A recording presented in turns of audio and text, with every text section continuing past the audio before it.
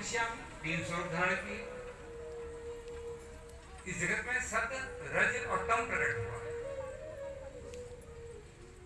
तम से भगवान शंकर, रज से ब्रह्मा और सत से भगवान श्री हरि का प्रादुर्भाव स्वरूप बना। निराकार ने आकार ग्रहण किया। तो 3 आकार आए, ब्रह्मा, विष्णु और महेश। ब्रह्मा जी को सृष्टि के विस्तार का दायित्व मिला।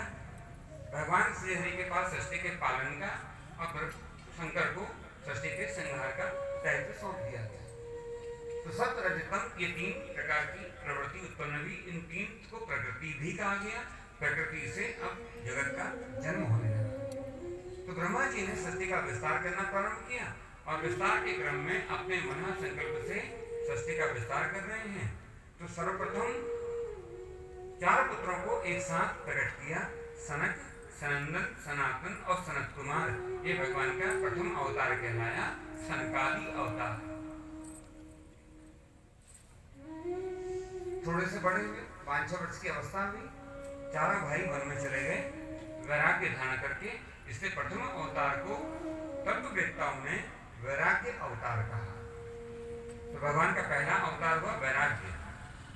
भगवान का द्वितीय अवतार हुआ कल्प भेद में। भगवान ने अनेक कल्पों में अवतार लिए। किसी कल्प में भगवान का ये दूसरा अवतार हुआ वराह अवतार। भगवान का द्वितीय अवतार है वराह। वराह का अर्थ जैसे वन में सुकर रहते हैं, ऐसा ही स्वरूप सुकर अवतार। इसको कहा वराह का अर्थ है संतोष। तो भगवान का ये द्वितीय अवतार हुआ संतोष अवतार वराह। भगवान का तृतीय अवतार हुआ नारद।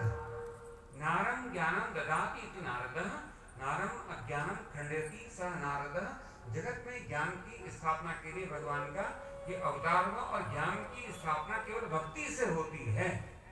इसलिए नारद अवतार को भक्ति अवतार कहा। तो पहला अवतार क्या है?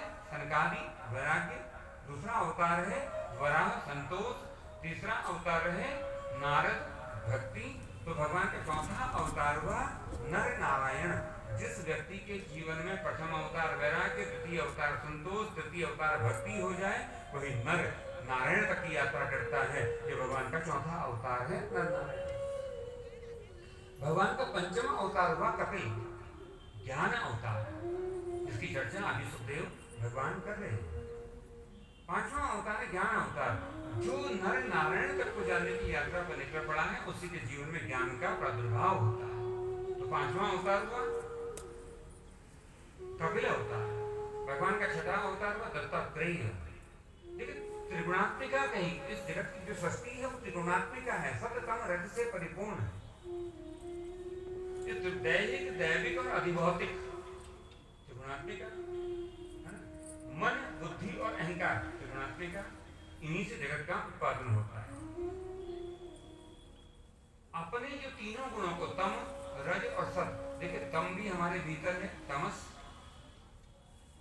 रज भी हमारे भीतर है और सत्य भी हमारे भीतर है। तम, रज और सत्य ये तीनों हमारे भीतर है। तो उसे लिखते हैं ना, सुमति कुमति सबके पूरे रहना ही।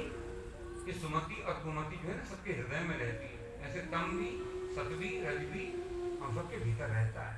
हम तामसिक भी, हम राजसिक भी हैं, हम सात्विक भी।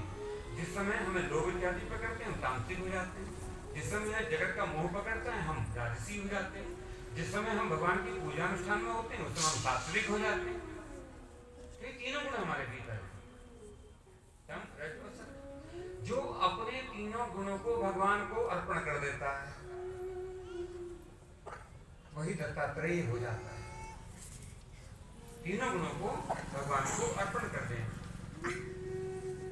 तो भगवान का सप्तम अवतार होता है यज्ञ पुरुष। जिसने अपने जीवन के समस्त गुण अर्पण कर दिए, उसी के जीवन में भगवान यज्ञ पुरुष प्रकट होते हैं जीवन का परम फल लेकर।